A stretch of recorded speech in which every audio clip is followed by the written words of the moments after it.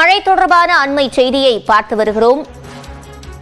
கோவை உள்ளிட்ட 4 மாவட்டங்களில் இன்று கனமழைக்கு வாய்ப்பிருப்பதாக சென்னை வானிலை ஆய்வு மையம் கணித்திருக்கிறது. இது தொடர்பான கூடுதல் விவரங்களை செய்தியாளர் லிபிகாவிடம் கேட்கலாம். லிபிகா, வானிலை ஆய்வு மையம் மழை தொடர்பாக என்னென்ன விவரங்களை தற்போது கூறியிருக்கிறது?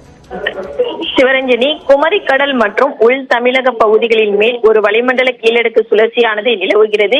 இதன் காரணமாக தமிழகத்தில் இன்றைய தினம் பல்வேறு மாவட்டங்களுக்கு லேசான மழைக்கு வாய்ப்பிருப்பதாகவும், கோயம்புத்தூர் மாவட்ட மலைப்பகுதிகள், நீலகிரி, திருப்பூர் மற்றும் ஈரோடு ஆகிய 4 மாவட்டங்களுக்கு கனமழைக்கான மஞ்சள் நிற எச்சரிக்கையானது விடுக்கப்பட்டிருக்கின்றது. மேலும் நாளைய தினம் கோயம்புத்தூர் மாவட்ட மலைப்பகுதிகள், நீலகிரி, ஈரோடு, கிருஷ்ணகிரி, தருமபுரி, சேலம் மற்றும் திருப்பத்தூர் ஆகிய 7 மாவட்டங்கள்ல நாளைய தினம் கனமழைக்கான வாய்ப்பு இருக்கிறது. தொடர்ச்சியாக வருகின்ற 5ஆம் தேதி வரை தமிழகத்தின் பல்வேறு மாவட்டங்களுக்கு கனமழை பெய்யும் எனவும், அதே போன்று சென்னை மற்றும் அதன் புறநகர பகுதிகளை பொறுத்தவரை அடுத்த 24 மணி நேரத்திற்கு வானம் ஓரளவு மேகமூட்டத்துடன் காணப்படும் எனவும், நகரின் ஒரு சில பகுதிகளில் இடி மின்னலுடன் கூடிய லேசான மழைக்கு வாய்ப்பு இருப்பதாக சென்னை வானிலை ஆய்வு மையம் தகவல் தெரிவித்திருக்கிறது.